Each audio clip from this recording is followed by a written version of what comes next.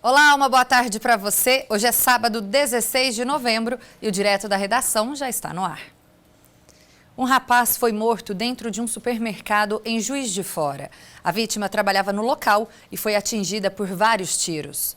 Carlos Bento, de 42 anos, era repositor de produtos no supermercado e estava trabalhando quando foi surpreendido pelo assassino. A polícia militar foi chamada por volta de 11h20 da manhã. A informação é de que um funcionário que estava trabalhando tinha sido baleado durante o turno de serviço.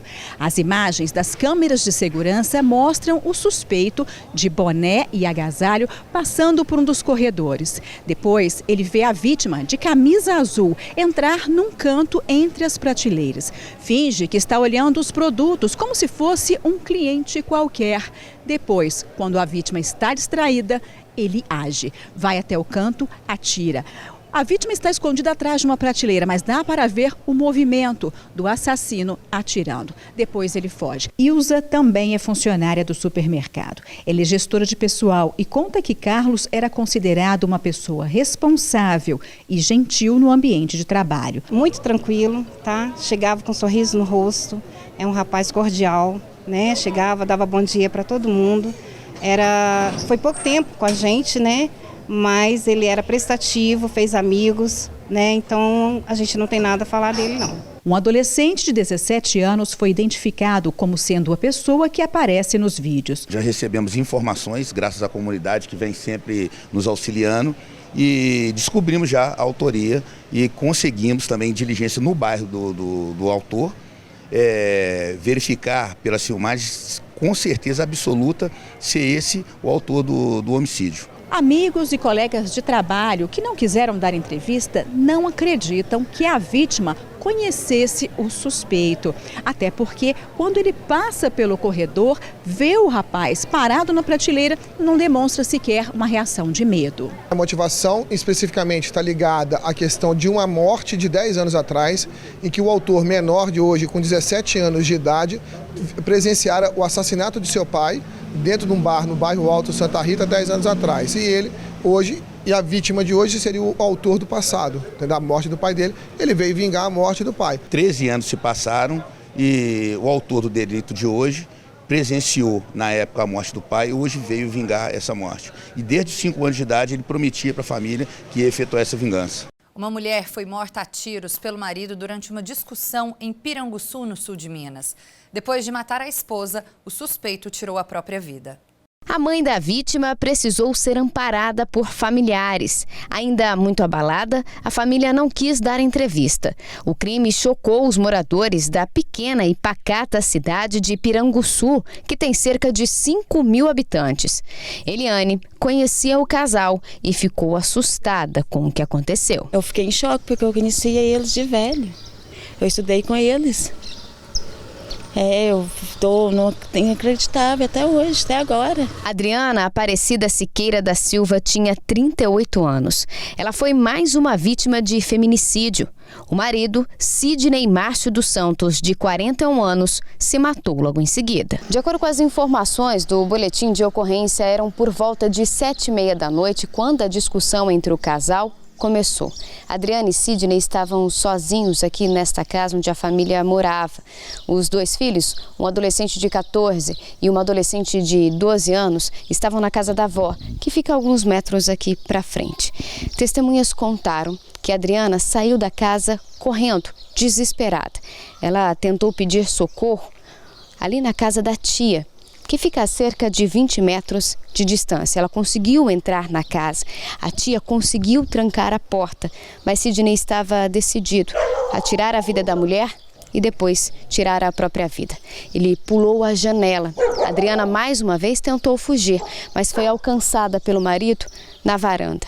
Ali, ela foi atingida por 2 disparos. Logo em seguida, Sidney tirou a própria vida. A polícia foi acionada pela vizinha da residência onde ocorreu o fato e a vizinha já relatou para a polícia, olha, aconteceu isso lá, né? Ela está morta e o Sidney suicidou. A polícia foi no local, constatou, né? E aí já começou os trabalhos que a polícia militar sempre faz, de diligenciar e descobrir o porquê, se tem mais envolvidos, o que houve, né, o que aconteceu.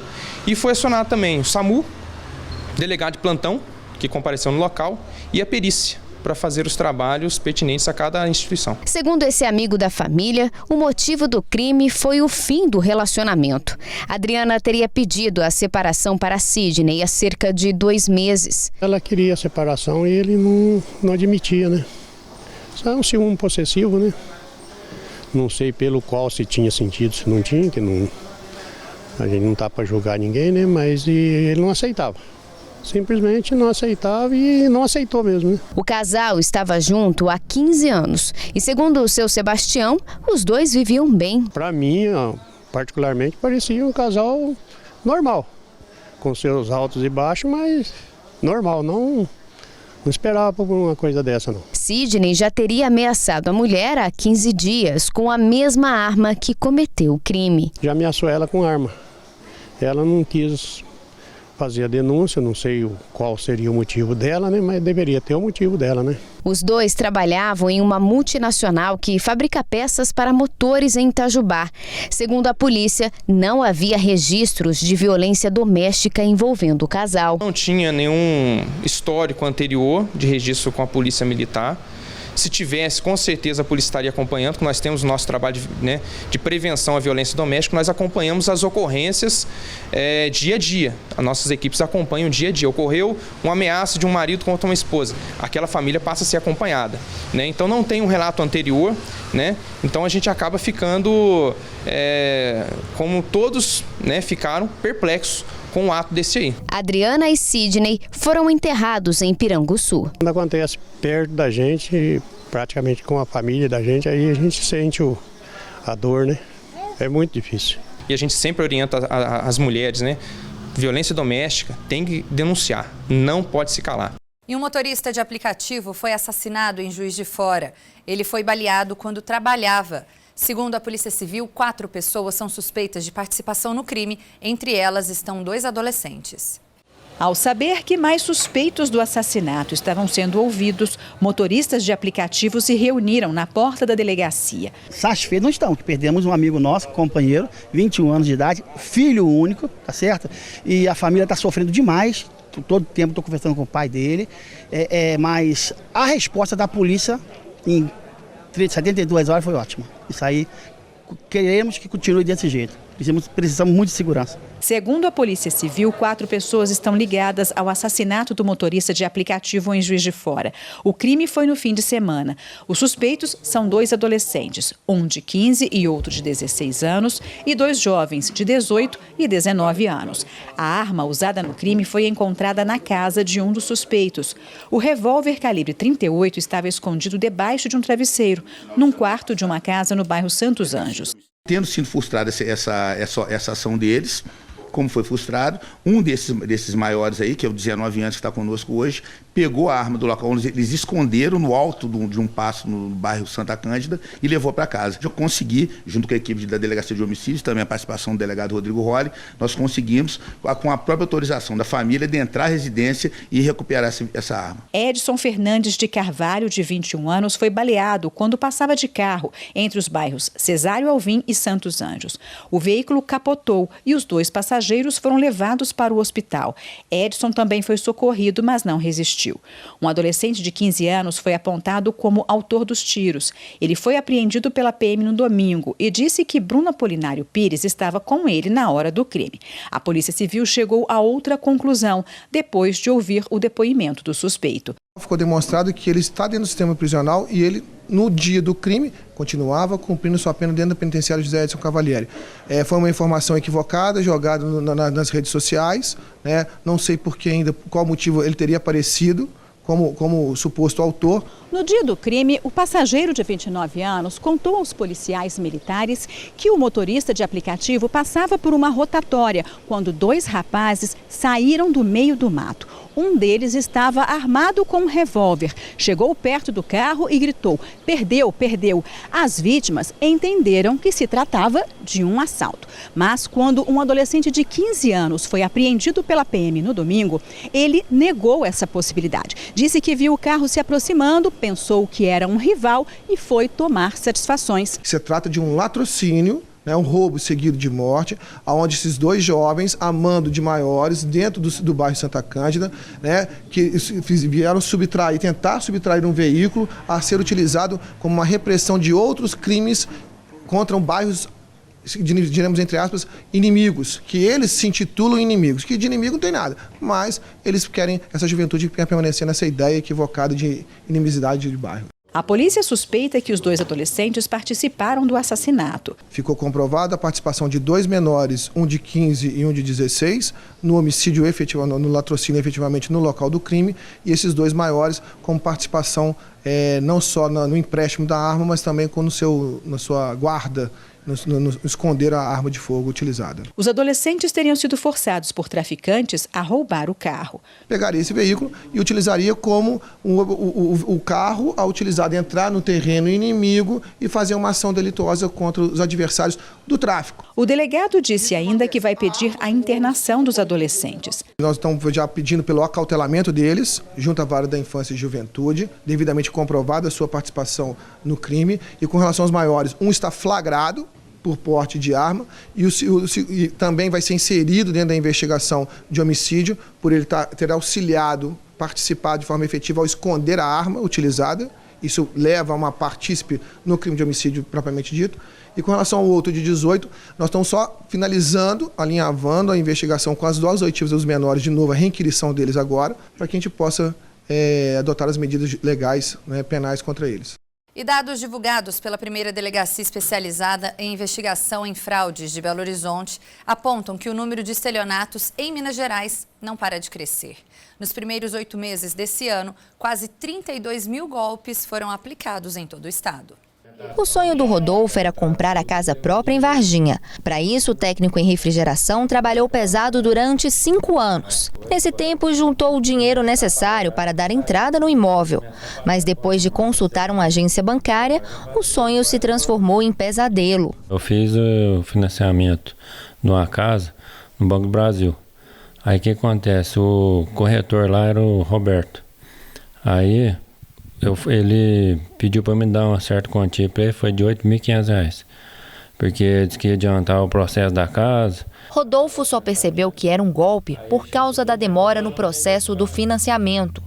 Quando ele caiu na real, já era tarde demais. O prejuízo foi de R$ 11.500. Eu acreditei no rapaz porque ele é do banco e, na verdade, não está mexendo com a pessoa que não é boa nada. E agora você espera receber dinheiro? Eu estou esperando agora, né? Porque o que acontece? Eu peguei o dinheiro emprestado para me pagar a documentação da casa. Tatiana também foi vítima de estelionatários. A mulher explica que os suspeitos agiram depois que o celular da chefe dela foi clonado. Pessoas começaram a conversar comigo como se fosse ela. Em momento nenhum eu desconfiei que fosse hacker, porque, coisas nossas a gente conversava e eles sabiam, estava por dentro de viagem, que ela estava no aeroporto. Ela só percebeu que era um golpe depois de transferir o dinheiro para os criminosos. O prejuízo foi de R$ 500. O dinheiro estava reservado para pagar uma fatura de cartão de crédito. Tua mãe está pedindo para você fazer o restante do depósito para ela. Ela falou, Tati, o celular da minha mãe foi hackeado. E os golpes estão sendo aplicados em todos os cantos. Até os militares do Corpo de Bombeiros não escaparam. Os estelionatários criaram um jornal batizado de Bombeiros em Ação. O informativo falso servia como fachada para a venda de anúncios. Mas a corporação esclarece que não tem esse tipo de serviço. A única arrecadação do Corpo de Bombeiros é a taxa de segurança pública, que é voltada mais para o serviço de prevenção. E essa taxa é paga quando se faz vistorias de prevenção. E essa não foi a primeira vez que os bombeiros tiveram o nome da corporação envolvido em golpes. Tiveram pessoas que queriam vender rifa com o intuito de arrecadar dinheiro, falando que era para ajudar uma associação do Corpo de Bombeiros. Aí isso foi descoberto, foi passado para a Polícia Civil e não tem nada a ver com a corporação, essa venda de rifas com o intuito de arrecadação. Essa realidade é refletida nos números. Um levantamento feito pela primeira delegacia especializada em fraudes em Belo Horizonte mostra que nos primeiros 8 meses desse ano foram registrados cerca de 30 32 mil golpes em todo o estado, o que equivale a 100 vítimas por dia. Ainda de acordo com o levantamento, nos últimos 4 anos, os números só aumentam no estado. Em 2016, foram quase 22 mil golpes.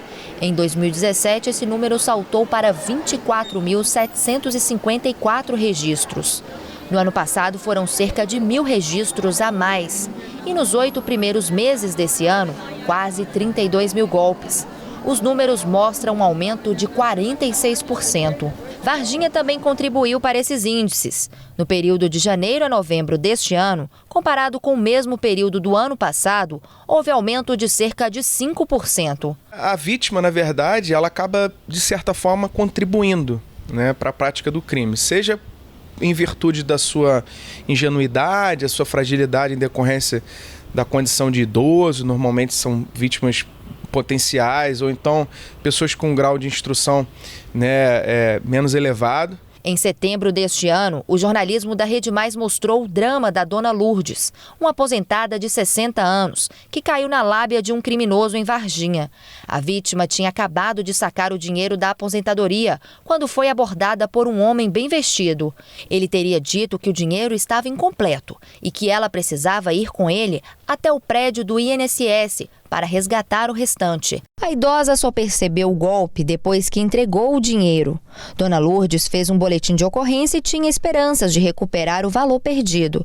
Na época, ela falou com a nossa equipe e ainda alertou para que as pessoas não confiassem em estranhos. Essa é justamente a orientação da Polícia Civil. Olha, a gente orienta que sempre que uma pessoa vier lhe oferecer alguma coisa, alguma ajuda, alguma vantagem, né? Ainda mais nos dias atuais, que fique com o pé atrás, né? Se arme, porque pode estar vindo a ser vítima de algum crime, alguma fraude, algum golpe. O Tribunal Regional Eleitoral em Juiz de Fora está convocando os eleitores para o recadastramento biométrico. Os moradores que votam no município têm até fevereiro do ano que vem para regularizar o título de eleitor e evitar punições. Juiz de Fora tem 392.800 eleitores. Segundo o Tribunal Regional Eleitoral, é o maior entre os 175 municípios de Minas Gerais que passam pelo recadastramento biométrico obrigatório. Mas muitos moradores ainda não procuraram a Justiça Eleitoral. Fala que pessoas de mais de 70 anos não precisa de fazer, porque não precisa de votar mais. Outros falam que precisa, eu estou numa dúvida ainda. Sabe quando termina o prazo? Se não me engano, em fevereiro. Vai fazer ainda? Tem que fazer. Vai deixar para a última hora? Não vou não. Vou fazer esse ano ainda. Por enquanto, os eleitores não estão encontrando filas e o atendimento está tranquilo. Mas isso deve mudar. O prazo para recadastramento acaba em fevereiro. Os funcionários da Justiça Eleitoral estão preocupados, porque com os feriados de fim de ano, a situação pode ficar complicada para quem deixar para a última hora. Nós temos até 21 de fevereiro, parece um tempo longo, mas os dias úteis são poucos e estamos com 51% tão somente do eleitorado que já fez a biometria. Então é importante a gente conclamar a população, o eleitorado de Juiz de Fora para comparecer o quanto antes e evitar aquelas longas filas de final de prazo. Os eleitores que não se recadastraram podem agendar o atendimento pelo site do TRE ou pelo número 148. Alguns documentos são necessários na hora do recadastramento biométrico. São necessários o documento de identidade, que pode ser a própria carteira de identidade ou a carteira de trabalho, certidão de casamento ou de nascimento, todos em original. Um comprovante de residência recente em nome do eleitor ou de quem ele consiga comprovar o vínculo. Os eleitores do sexo masculino que estão fazendo pela primeira vez o título, o documento militar, seja o alistamento ou o certificado de reservista.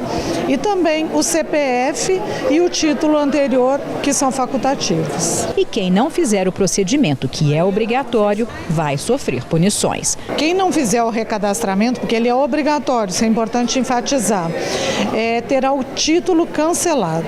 Com o cancelamento de título, esse eleitor não obtém a quitação, a certidão de quitação eleitoral.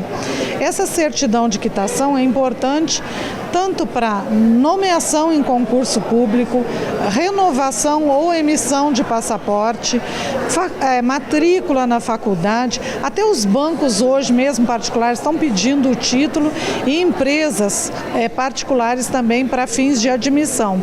Então, não deixe cancelar o seu título, venha o quanto antes e tenha seu documento em dia. E o Tribunal de Justiça de Minas Gerais, em parceria com a Faculdade de Três Pontas, a FATEPS, inaugurou na cidade um posto de atendimento pré-processual, o PAPRE, que permite a resolução de conflitos antes deles virarem processos judiciais. O objetivo é reduzir o tempo de espera e incentivar a solução pacífica desses pequenos casos. Bruna está no 7º período de Direito nesta faculdade de Três Pontas, no sul de Minas.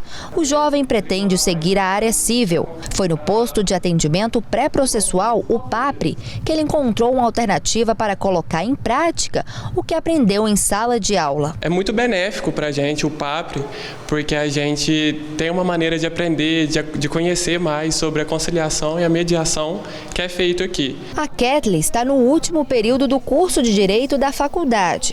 Oportunidade para já acompanhar as audiências. Primeiro que a gente vai acompanhar de perto, né? A gente não precisa ir no fórum, a gente tá, só você subir e a gente já vai estar com todo um procedimento igual a gente encontra no fórum.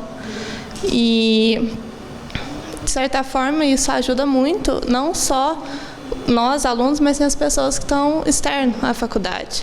Porque vai desafogar, vai ser muito mais ágil. Então, acredito que não auxilia somente os alunos, mas sim o pessoal, a população de Três Pontas. São os alunos que fazem os atendimentos à população. Eles têm o apoio da coordenadora pedagógica e de uma advogada. O foco são os problemas que se tornariam um processo judicial, como conflito civil, direito de família, contratos, brigas entre vizinhos e cobranças. O PAPRE, ele é rápido e não tem nenhum gasto, nenhum custo financeiro para as pessoas. Tudo acontece nesta sala da faculdade. A audiência é feita como se fosse no fórum. A diferença está na agilidade do processo. Se resolvido, o documento é encaminhado para o fórum. Quem assina é o juiz, coordenador do Centro de Solução de Conflitos e Cidadania, o CEJUSC. Aqui, você dá início e encerra o processo em no máximo uma semana. O processo judicial ele é muito moroso, ele demora anos e tem um custo para ele acontecer. Então é muito mais rápido, a pessoa chega com a demanda, o problema é resolvido e aqui acaba. O Tribunal de Justiça de Minas Gerais tem o objetivo de levar centros como esse do PAPRE aqui de Três Pontas para cada uma das 296 comarcas do estado. Atualmente eles estão presentes em 158 localidades. Desde que foi inaugurado, 15 casos foram resolvidos aqui e a expectativa é que cerca de 150 processos sejam avaliados por mês pelos estudantes. A expectativa é de que 80% desses casos atendidos sejam solucionados. Qualquer pessoa da comunidade tem esse acesso, tem algum problema, tem algum conflito, ele pode vir aqui e fazer essa demanda e conseguir resolver sem que haja necessidade de entrar com o processo. Para a nossa instituição é muito importante, onde os nossos alunos do curso de Direito têm a oportunidade, de poder estar dentro de uma prática, contextualizar uma realidade e poder trabalhar, desenvolver a capacidade de negociação, de gerenciamento de conflitos, que vai alinhar muito com os conhecimentos técnicos que ele tem durante o curso. Quem tem algum caso como esses, pode procurar a faculdade e uma audiência de conciliação é marcada. A pessoa procura a faculdade, não tem que marcar horário, de 8 ao meio-dia e de 1 às 17, ele pode vir aqui, que ele vai ser encaminhado para o Núcleo de Prática Jurídica da FATEPS, e aqui a gente já faz a marcação da audiência de conciliação para tentar o acordo antes de dar entrada no processo judicial. Em Pouso Alegre, no sul de Minas, funcionárias da concessionária que administra a rodovia Fernão Dias criaram uma campanha para arrecadar mechas de cabelos. A ideia é que as doações virem perucas e que serão doadas para pacientes da Casa São Rafael, uma instituição que acolhe pessoas com câncer na cidade. Eliedna encara o tratamento do câncer de mama há 1 ano. Logo que descobriu a doença, começou a frequentar a Casa São Rafael em Pouso Alegre, no sul de Minas, que acolhe pessoas com câncer. Foi neste cantinho da beleza que Eliedna recuperou a autoestima após as sessões de quimioterapia. Depois de 10 dias que está fazendo a quimio, aí começa a cair o cabelo, aí fica aquelas falhas, aí cai os cílios, cai tudo, a unha. Aí, como eu falei, a peruca ela disfarça na sobrancelha e além da careca. Hoje em dia, a medicação que ela toma não agride tanto os cabelos. Os fios aos poucos ganham forma e tamanho, mas Eliedna gostou tanto de experimentar novos visuais que não abre mão das perucas. Eu venho às vezes de lenço e saio de peruca, e saio cabeluda. Às vezes eu venho cabeluda, saio de lenço. Agora não está tendo, mas tem chapéus. Tem turbante, tem bastante variedades aqui e eu aproveito tudo. A Fernanda, que é coordenadora da Casa São Rafael, acredita que a autoestima é o remédio mais eficaz durante o tratamento. E essas perucas são a segurança desses pacientes. Elas são loiras hoje, são morenas amanhã, elas voltam, chega aqui chorando, sai daqui com uma luz no olhar única. Ao todo, são 30 perucas aqui no Cantinho da Beleza. Mas esse número deve aumentar com uma campanha promovida pela concessionária que administra a Fernão Dias. O projeto começou em abril desse ano e arrecada mechas para a confecção de perucas. Essa iniciativa veio, ela veio espontânea de uma colaboradora que ela cortou o cabelo e ela fez essa doação. Ela teve essa ideia, essa iniciativa da gente começar essa campanha dessa doação. A ideia surgiu depois que 2 colaboradoras cortaram o cabelo e decidiram doar as mechas. A diretoria da empresa decidiu então ajudar a Casa São Rafael e lançou a campanha Mechas do Bem.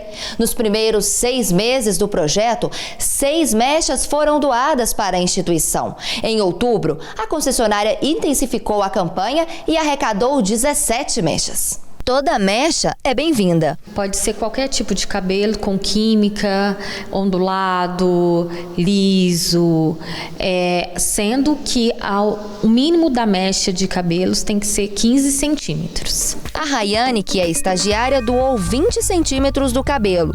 A sensação de poder ajudar motivou a jovem. Por um simples ato que a gente faz, a gente consegue aumentar a autoestima dessas pessoas e também elas se sentem amparadas. Então foi isso que me motivou a doar meu cabelo. A Raquel doou uma mecha maior. O cabelo dela passava da cintura e ao todo foram 22 centímetros. Além de ajudar quem precisa, ela gostou do novo visual. Foi um ato de amor, poder ajudar as pacientes com câncer com tão pouco o meu cabelo. O cabelo vai crescer de novo. Então, o pouco que eu posso fazer para ajudá-las. A iniciativa deu tão certo que a expectativa da empresa é arrecadar mais mechas até o fim do ano. Essa campanha estende ao longo do ano. Qualquer pessoa pode tá fazendo a sua doação, tá? E quem quiser fazer essa doação pode estar entregando essas mechas ao longo da rodovia, nas bases operacionais e nas praças de pedágio. E aqui em Pouso Alegre nós temos a sede da Artéries Fernão Dias.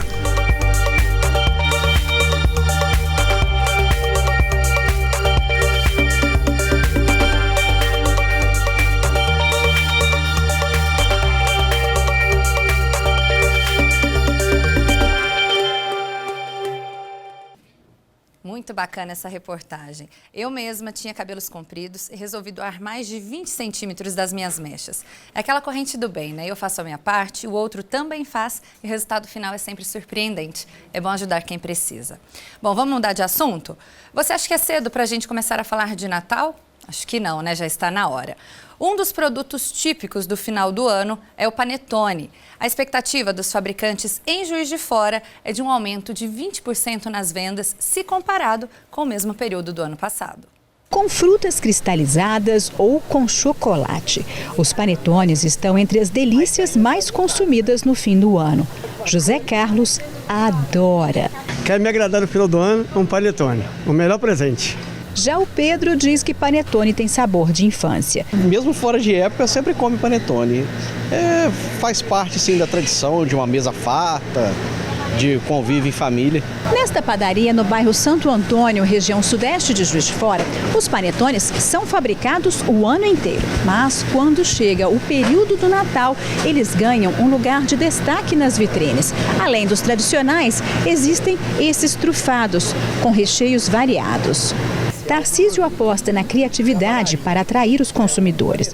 A criatividade, o jeito de modelar os panetones, os recheios dos panetones, né? E a diferencial do produto da padaria, do panetone de padaria, é esse. É um produto artesanal, com insumos naturais e com o principal ingrediente que as padarias têm, que é o carinho.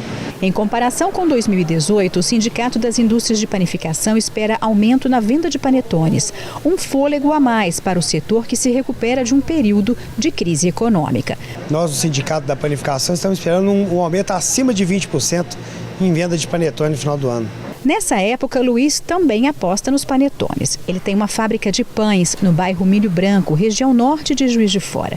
80 mil unidades já foram vendidas para padarias e supermercados do município. Para não prejudicar a linha de produção, os panetones são fabricados em horários alternativos. A gente já tem essa demanda já de todos os anos, a gente chega no final do mês, a gente investe mais em maquinário, caminhão para entrega e divide mais a produção, usando mais outros turnos, entendeu, para poder fazer, tipo à noite, entendeu, divide o dia e vamos produzindo. Com o setor aquecido, a procura pelo produto já supera as encomendas do ano passado. A gente conseguiu, graças a Deus, aumentar bastante a nossa venda de panetone em relação ao ano passado, ao ano retrasado também. Esse economista avalia o crescimento no setor. A população fica um pouco mais confiante, não que as coisas estejam muito boas, pelo contrário, precisam melhorar, mas elas ficam mais confiantes e passam a demandar mais. E no caso, a questão do panetone. E também a gente pode falar que alguns estímulos, tipo uma liberação de R$500 do FGTS, é mais dinheiro no bolso. E mais dinheiro no bolso, a tendência também de consumir mais. E a movimentação do comércio dos itens de decoração natalino está a todo vapor. Em Pouso Alegre, muitas lojas já venderam quase todo o estoque e muitas pessoas já estão com a decoração pronta. Patrícia é apaixonada pelo Natal. Dá para perceber aqui na casa dela. Para se ter uma ideia, a árvore de Natal foi montada no comecinho de novembro. Eu gosto demais do Natal, sempre adorei, aqui em casa todo mundo gosta, a gente é da festa, gosta de sempre ter a casa cheia no Natal, decorar, então assim, eu gosto muito e além de ser uma data assim, muito importante, que é o que eu costumo passar para as minhas crianças, né, sobre o nascimento de Jesus, que eu acho que é o motivo do Natal, né, da gente decorar, da gente comemorar. E ela tem a ajuda da filha Clarice, de 7 anos, que espera o Papai Noel todos os anos.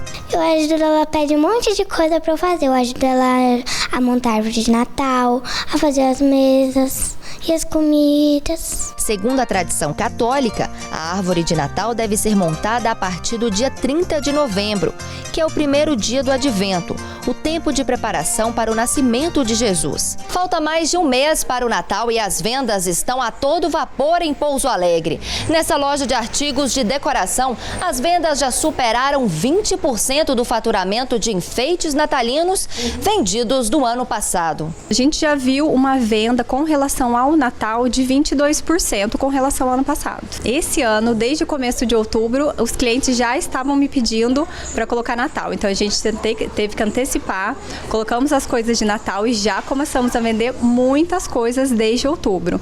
Muitas coisas já esgotaram, a gente está fazendo novas compras porque esse ano o pessoal está bem animado com o Natal. Aqui tem artigos de preços variados. Vai depender do gosto e da necessidade de cada cliente. Os enfeites são a partir de R$ 2,99, que são flores, guardanapo, e depois os mais caros são aquelas árvores mais elaboradas, que vai até uns 650. Tem que estar animado. Olha, mas as pessoas estão bem animadas, viu? Estão gastando muito além do que isso. Nesta outra loja, as vendas de artigos natalinos também já superaram as vendas do ano passado. A vendedora acredita que a variedade e os preços mais em conta atraíram os clientes. Esse ano o preço foi melhor do que o ano passado, né? Então esse ano tá muito bem. Com tanta opção assim, os clientes podem explorar a criatividade. A Patrícia, por exemplo, queria uma guirlanda diferente, mas não achou nenhuma dentro do orçamento dela. O jeito foi montar a própria guirlanda. Ela gostou do resultado e da economia. Cheguei a achar até 200, 250.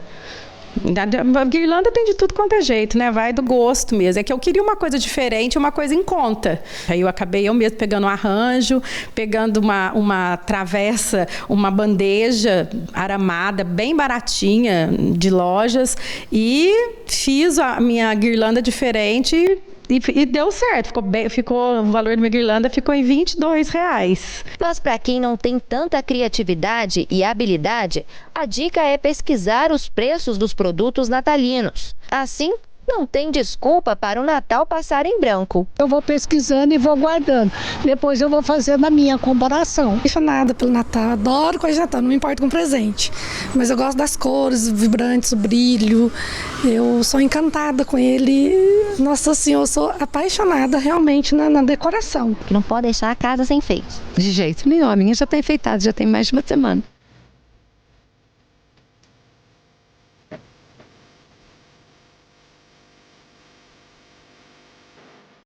Uma comunidade rural de Montes Claros participa de um projeto sustentável que tem o objetivo de incentivar os moradores a reciclar resíduos sólidos. Já pensou? Uma comunidade rural onde ninguém planta e nem cria galinhas? Parece mentira, né? Mas há um ano, essa era a realidade aqui da comunidade de Tabuas, que fica a cerca de 25 quilômetros de Montes Claros. Os moradores estavam perdendo esses costumes típicos do interior. Mas tudo mudou quando a presidente da associação comunitária, com a ajuda da Emater, implantou um projeto para incentivar a reciclagem de resíduos sólidos. Os moradores recolhem lixo e, em troca, recebem pintinhos ou mudas de árvores. Agora eles fazem a coleta de lixo. Então o lixo vai para o lixo, o que não é lixo vai para o projeto. Esse material a gente vende, remunera a equipe que trabalha com a gente, né? E também abençoa as pessoas dando mudas frutíferas e pintinhos. 72 famílias fazem parte da comunidade. Mais de 40 delas fazem parte desse projeto. O Gilmar é um dos moradores mais ativos. Além de coletar o material, ele também ajuda na pesagem. Graças ao projeto, ele voltou a criar frangos. Acho que é bom todo mundo trabalhar com o projeto, que puder trabalhar, acho que seja bom, né? Que o meio ambiente agradece, a terra agradece, a gente, todo mundo agradece, né? Vocês também estão com lucro a mais em casa, né? Com certeza, né? Cada dia que trabalhado a gente recebe por dia trabalhado. E é importante para todos, né? Embalagens de capim, de ração, recipientes PETs, latinhas de alumínio, ferro, enfim, tudo isso deixou de ser lixo aqui na comunidade. Desde a implantação do projeto, já foram coletados mais de 10 toneladas desses materiais. E os benefícios disso são muitos. A Terezinha mostra com orgulho a criação de frangos. E são muitos os ovos que ela recolhe por dia.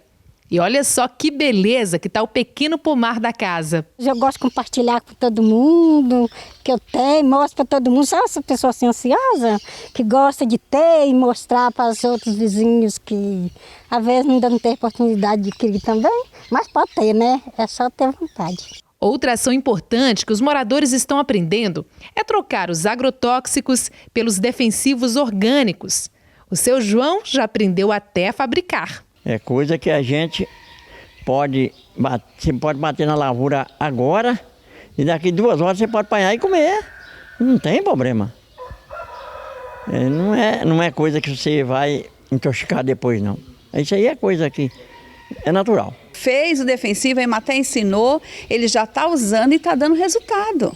Então isso é importante porque a gente está mudando novamente o quadro, né? Mudando a realidade, deixar de usar agrotóxicos e usar defensivo orgânico. As ações desenvolvidas na comunidade de Tabuas mostram que os moradores aprenderam mesmo sobre a importância de zelar pelo meio ambiente. O desafio agora é ensinar essa lição para quem visita o lugar. Olha só a quantidade de lixo jogado às margens da estrada que dá acesso ao local. As pessoas precisam ser sensibilizadas a não fazer esse tipo de ação, que é um desrespeito com a comunidade, com o meio ambiente, com o ser humano, né? Com a ajuda da prefeitura, a Associação de Moradores quer transformar todo esse espaço em área plantada. Mudou a cultura daqui de Tabuas e da região, porque antes não se plantava mudas frutíferas. Hoje já se planta, cria pintinhos, né? Então, quer dizer, gera sustentabilidade dentro das famílias, né?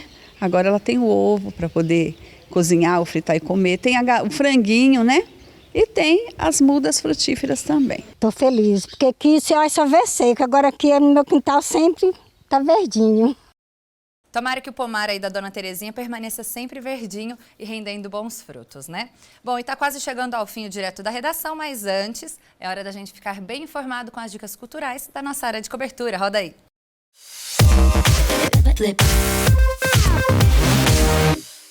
Na Zona da Mata, em Juiz de Fora, hoje é dia de rock no Cultural Bar, com a festa Esbórnia Rock Club.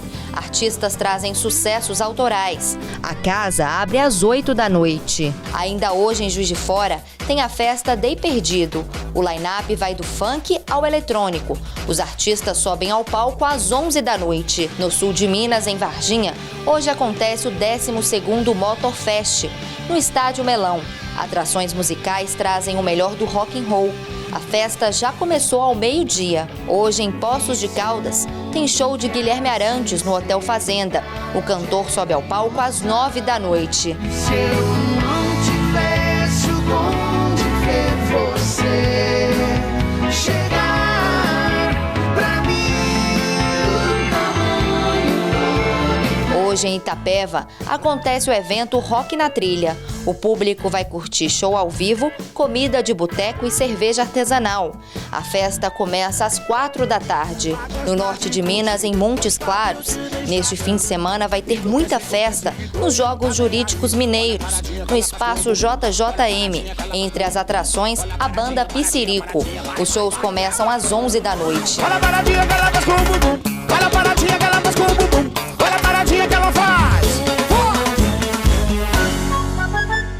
Agora sim, chegou ao fim o Direto da Redação de hoje. Fica por aqui, mas sábado que vem tem mais. Tchau, tchau.